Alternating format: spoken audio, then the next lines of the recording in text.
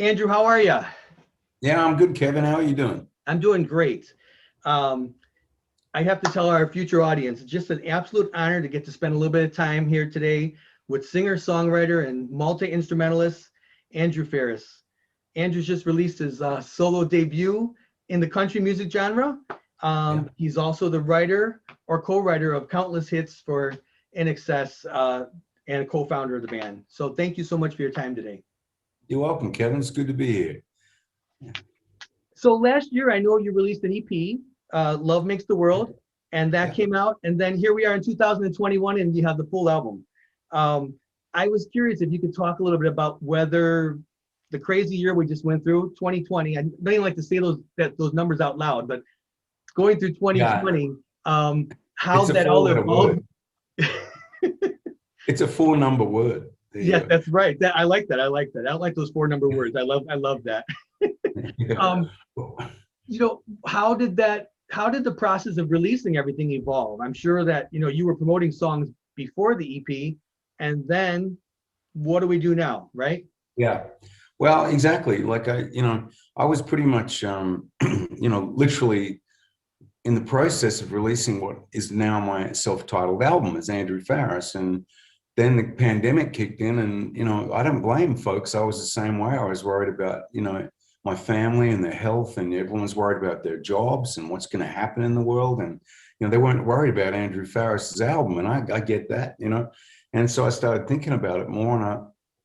And I live in the outback, kind of in the Australian bush, if you like, I guess what you guys would call it.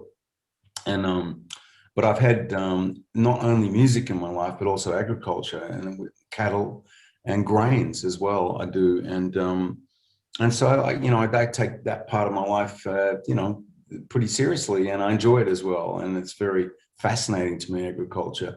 But my journey really, was pretty much when the pandemic kicked in. I thought, well, what am I going to do? Because I can't put my album out. So I had these other songs I'd recorded, and I was actually working on my farm one day, and I thought about it, and I thought, well, maybe I'll take this idea to the record company and say, well, look, because they suggested, why don't you just hold on releasing your album until we see where this pandemic thing is going, because nobody knew. Right. Um, and that's when I took the idea to the record label. I said, look, can I put these other songs out? I don't think they suit my album, but I'm very happy with them as songs and as recordings. And I thought they'd say, no, we don't want to do that. And I said, that's a great idea. Let's do that. So that's how the EP came out, the 5 tracks on that EP, Love Makes the World. And yeah, and that was actually really, now I look back on it, I'm really actually very fortunate that happened, because there was a sequence of events that actually, it was a better way to lead into my album by putting the EP out first. And don't ask me why, but that's the way it worked out. And I'm actually really lucky that worked out that way. Yeah. And if people haven't had a chance to listen to the EP, they need to know that those are 5 other songs. It wasn't like you took an EP and built it into an album. Those are 5 separate songs, plus the album. There's lots of Andrew Farriss music out there right now to be listened to, and they need to Yeah. know.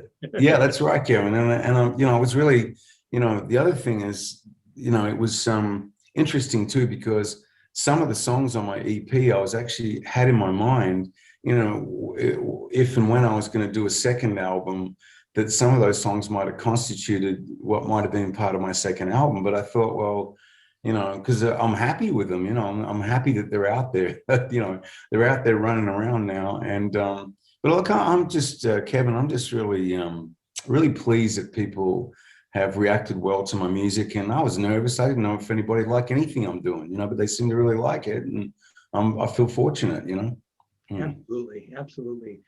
Um, it's neat to get that feedback. We're in a world with lots of social media now, right? And you get a lot of instant feedback. On release day, all of a sudden you're hearing from people, across the world. You're getting to know what they're thinking, what they're hearing, what they like and what they love.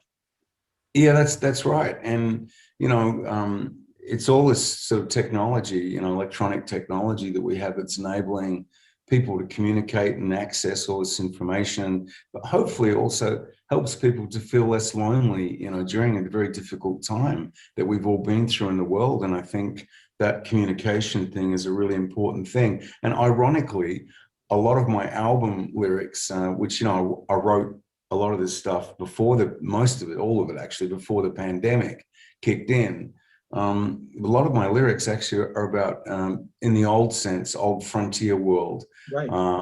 Yeah, right. And we're Australian history, US history, say Canadian history, lots of other countries too, have this where Europeans, were sort of clashing with other cultures and moving around the world. And I thought that's a really interesting place as a songwriter to start thinking about that more, because a lot of the things that have led us to our journey right now in 2021, have been things that have, happened in the past, even though I know it's the past and you've got to live in the moment, and there's always, the future if you're fortunate enough. But what I'm saying is that I found that those inspiration for my lyrics were coming from a place I never expected, which is from, over 100 years ago, before electricity. And yet here we are talking on this technology, right? Right. And I think when you did the videos for the album, that even brings it back further with the locomotive train, and all the different things, and the wardrobe and the timepiece, all the different things that you incorporated from a day long ago. It was very fascinating and very neat to watch that. It just connected everything together. It connected the concept of your album, it connected the songs, and it connected the inspiration from a century ago. Yeah, that's right. Because just because something's new, and I mean technology included, doesn't necessarily mean it's better. Right. I agree. Right. Like some things will never change. I mean, for example, you can't eat a smartphone. You will be eating food, and you will need good water in 100 years' time. That's just a fact. Right. And what we call is modern and new. In 10 years, 20 years time, there'll be something else that's new, what they call new, But the important thing is, if you look backwards in time, the important things I think to learn from history is the things that are good that have happened and why those things happened. Is to learn from that, to me, is so important, for the earth, is to learn from what has been a success rather than failure, with people, Well, as an agriculturalist, that you see that every day, that you realize what we put into the earth, we've got to be careful about it, and we've got to take care of the earth to make sure that we have it for many, many years to come, and to share generations. So yeah, that's exactly, and I think the ancient cultures knew all this, in the old days. I think they knew all this, and because they just knew it. And part of my journey for how I ended up doing this was, as I'm a songwriter. I've always written songs, and I have written songs over a long period of time since I was a teenager, and more recently, I can't help it. I write songs. I keep writing, and I like the process of songwriting as well, and I like collaborating as a songwriter. It's not all about me. I like, someone said to me, "Why do you write songs with other people?" I said, "Because life's not just about me. I'm interested in what other people think. I like sitting with them and talking to them about what their journey is and how they're feeling, and and from that, sometimes you get a much better song because you get this really cool combination of ideas that, the flow, especially in the lyrics, sometimes can be really awesome, because the flow of the lyric, is really two or three, two people, I think, that is the best combination personally. But you get that really nice flow in a lyric where, you can tell that there's more than one idea going on sometimes. I find that fascinating. But musically, it's important for me too. But I'm comfortable writing by myself as well. Songwriting by myself. I think a lot of my journey that I got on for this was, as a songwriter, I started re-recording older and newer songs that I'd been assembling, because the demos I had were rough. They were from different time periods. Some, one of the songs there are actually, I can see you've got INXS's Kick album up on the wall behind you. One of the songs on my album, called Come Midnight, actually I wrote around about that period of time, and it just sat there for years. And then my wife, Marlena, God bless her, she put this demo of the song. She was like, this song, Come Midnight, on her phone as a wake-up call, you know. And for me, it literally was a wake-up call, because I thought, why does she keep putting this thing on? You know, every morning I go, oh no, there it is again, you know. And then I realized, look, wake up, you know, dummy, she likes it, you know. And that's why she's got it on her phone. And I was like, okay. So then I retracked it. And that's part of where my journey began as well, as I just started retracking older things and much newer things. And then it all really came together for me in a big way when I'd already been working on, like I said, on songs, but lyrically, I thought if ever I was going to put out an album, I wasn't quite sure where I would actually begin with it, because, you know, okay, what do I do? Okay, you know, I put out 10 or 12 tracks, maybe someone will like them, and it's all very random. And they, I'm an older guy. Are they going to like all this stuff? I mean, what am I doing? You know, and it was a horse riding trip that Marlene and I took, because her family's from Dayton and Ohio. We went to Nashville, where I was re-recording some of this work that I was doing. And then we decided to take a horse riding trip down along the Mexican border, where New Mexico and Arizona meet, and where the Chiricahua Mountains are. And we met up with an old cowboy guy down there, and his wife, Tam. Craig Lawson is his name. Sadly, he's passed away now.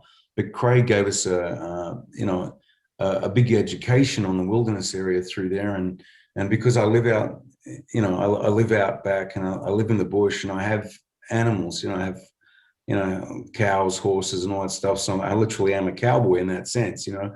And I've done that for a lot of years now. So we started riding horses around this wilderness area, 6 hours a day, 6 days straight. And, you know, we were riding through places like Skeleton Canyon and the other places that Craig and Tam would take us to. You could see old stagecoach routes still in the ground. And I don't mean like modern vehicles. I'm talking really old things, you know, old abandoned silver mines, old abandoned US cavalry forts, you know, the tumultuous history of the area, you know, like I said, with the Apache Indians, US cavalry, the Mexican people across the border, and the old days, the Mexican army and up road. You got Tombstone, you had the outlaws, the cowboys, the settlers, and all this tumultuous history. Well, the songwriter part of me, see, it kicked in. Even though I'm sitting on riding around on a horse, I'm going, yeah, this is pretty cool. And I went back to Nashville, and I get in the room with guys and girls, and they say, hey, man, what do you want to write about? And say, I want to write about the Old West. And they're like, what? You know what I mean? Like, you know, that's not going to give us a hit. And I said, well, you know, I'm like, that's what I want to write about, you know? And that's where my journey took me. And then the more I did it, it sounds kind of strange. The more I got into this idea, the more I began to think about it as a concept. You know, I could not only write the lyrics around, you know, an earlier part of history, but tie in, you know, some modern concepts with older concepts. And then, you know, the same with the entertainment part of it. If I'm making videos, I could think I could have vaudeville characters or cowboys or whatever, and actually put all this on stage or in a video. And I thought, I think now I know what I'm doing now. You know, I know how to make my album now. I get it, you know. And then that just came more and more and more together, you know.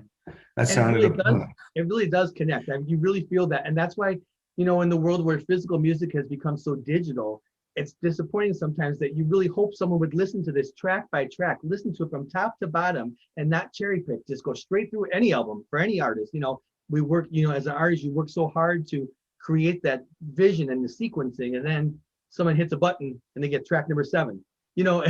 And so it's exactly. Like, I would love if they would be able to listen to your album, because I love the way you build it from the beginning with Bounty Hunter. I love just the sounds, and it made me want to go into the next track so much. And then where do we get to? Come Midnight, the song you just talked about, which happens to be my favorite too, I have to say. And I didn't know it came from that era of time. I didn't know it came from the INXS era, but yeah, I love it. And I love the way that you've just sequenced the whole album. Thank you. Yeah, you know, like I said, I didn't want to just sort of get 10 or 12 tracks and throw them up in the air like confetti and see how they landed. I really, I thought a lot about it. And in the old school sense, you're right, because in the modern world we're in, everything's about DSPs and streaming, and I understand all the modern technology thing. I think I've lived long enough to have seen everything from the transition, you know, from vinyl before there was CDs to CDs, and then, you know, and then digital got more and more involved, and then suddenly we're here, and you and I are talking on a platform of technology that would have been unthinkable 100 years ago. But the thing is that there will be different technology in 100 years' time. And that's where I began to recognize too, as a writer, I started thinking more about this, is that what's great is to focus on the positive and really like good things that we've learned from the past, not just the bad things. And you can learn lessons from that stuff too. But I'm saying, like, where we're all heading now, I think, I think these technologies have been great for communication for people, especially during the pandemic when people have been lonely or cut off from loved ones or friends and family. I know from my wife, because we can't travel to the US at the moment. Right. I'm speaking to you from Sydney, but her family's back there in the US, and I have family in the UK, as well. And but we can't just go and see each other like we used to, just like that. And yeah, but these sort of technologies are good in that sense. They're really good. Yeah, thank goodness to have it, that we can have it to do things like this and to see family during a difficult time in our history, for sure. That's right. Do you have a favorite track on the album that that you're most proud of in your current writing? The songs that you've put together recently, now the ones that you've written in the last couple of years. I know you've worked on the album maybe for 10 years, even. Just, I mean, not sitting there with pencil and paper, but just over time, letting it organically evolve to, let's do a solo album, like over time, right? Yeah. Well, I didn't actually start off wanting to make an album. Like I said, I've always been a songwriter, and I started to re-record a lot of older and newer songs, but the closest singer around was me. And I didn't really ever see myself as a lead singer guy. That happened where the recording engineers, especially in Nashville, I really, appreciated those guys working with me, because they were like, hey, I'm like, well, I'll find someone who really knows what they're doing as a singer, and I'll get them to sing on this stuff. And they're like, well, what's wrong with your voice? I'm like, well, because it's me, They're like, well, just keep singing, man. I'm like, well, thank you, So that's part of my journey too, is to learn to be comfortable with my, who I am. But I'm feeling more that as I've been playing live on stage here in Australia, and places are beginning to be a little less shut down like they were before, and they're opening up a bit more to the public, and I hope it keeps going that way.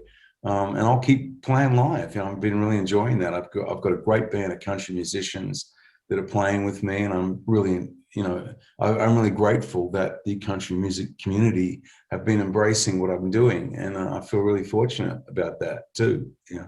I've seen some of the footage from some of the shows that you've done in Sydney on your Facebook post, to see some of these songs played live, and it looks like you guys are having a lot of fun. A full band up there on that stage and having a lot of fun, and the audience seems to be liking it too. So, well, yeah, I mean, like you were asking about, do I have particular favorite songs on the album? I mean, I like all of them, but I think probably there's a couple of them, and for me that I when I realized that I actually was making an album, and it's stylized very much in that sort of I don't know how to call it, almost sort of old West meets the new West, in what I began to style my album. And then I began to recognize that I needed 2 more songs. So I purpose wrote those songs right at the very end of the recording process. I wrote My Cajun Girl and Son of a Gun. I wrote those 2 songs right at the very end, and I wrote them really quickly, and they were recorded really quickly. And so I'm really pleased with those 2 songs, because to me, I felt, I don't know how to explain this. I feel like they were the jigsaw pieces that I was missing with what I really wanted in the context of what I was trying to do. That all probably sounds crazy, but anyway, yeah. And look, I'm not trying to change the world with what I'm doing. I'm just trying to entertain people. That's what I'm doing. I'm entertaining people. And if they're happy and, they get some enjoyment from what I'm doing, then I'll feel like I'll keep doing it. This is good.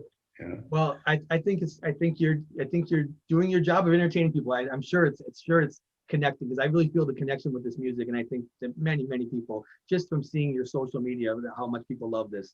Very exciting. I want to be sensitive of your time here. I know you've got a busy day after you, and yeah. So I just want to thank you, again, for the great music now and in the past.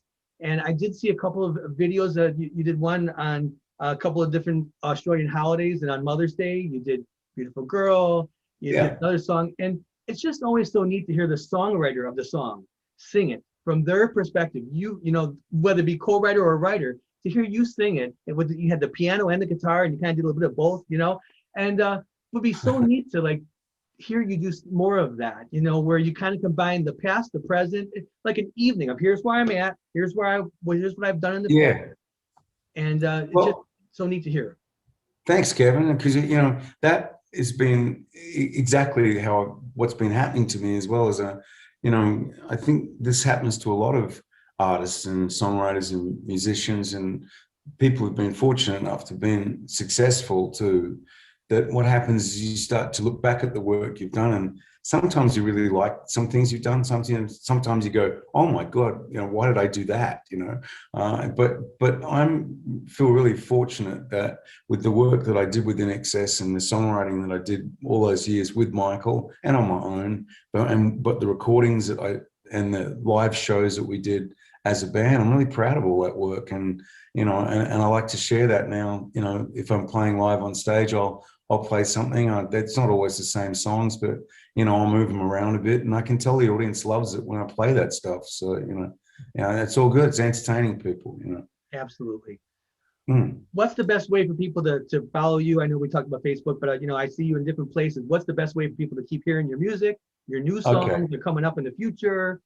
Sure. Well, I got a YouTube channel, Andrew Farriss, YouTube, and also I've got andrewfarriss.com. But yeah, I'm on the socials there, and people can check out what I'm doing, and hopefully, look, I'll get to be able to come over to the States and play there like I was planning to before the pandemic kicked in. But look, I'm fortunate. I'm in good health, and I have good family and great friends, and people that have supported me in my journey, and I appreciate that. I just want to say that to everybody that has ever supported anything I've done. I really appreciate it. Thank you. Well, I completely wish you the best of success as you continue your journey with this new album. Again, the self-titled album, Andrew Farriss. You can go to the website to purchase it. Also, if you want to buy a physical copy, like I want to, I think I want to have my physical copy of it. I'm old school, so I want to. If that's the way I want to do, I'll go straight to the website and purchase that. But so hopefully people will spend the time to listen to it track for track. I encourage people to listen to it from the top to the bottom. You have to. You have to. Yeah, thanks, Kevin. And I'm glad you brought up the vinyl, because when I first thought of doing this, a couple of people said, "Why do you want to do vinyl?" That's just like, I'm like, well, they got, there's something about it. It's tangible, it's physical. You buy it, you can actually touch it. And there's something cool. I think the audio quality on a vinyl is really good as well. I agree. And they sound good. And I went to a lot of trouble, as did my wife Marlena, and I went to a lot of trouble to make the artwork for that a little bit special as well, with the photography. The actual physical vinyl itself has some incredible artwork by a good friend of ours, Kiki Kiana. She did all this artwork on it, and it's just, to me, it's a work of art. The vinyl that she did. Have you seen the vinyl at all? I have not seen the vinyl. Yeah, okay. You should check it out. It's pretty cool. Yeah, but Kevin, I got to go, man. It's been nice talking to you, and you take care over there, and safe travels to you and your friends and your family. Thank you so much, and thank you for your time and for all the great music, Andrew. You take care, okay? You too. Yeah. Good luck. Yeah.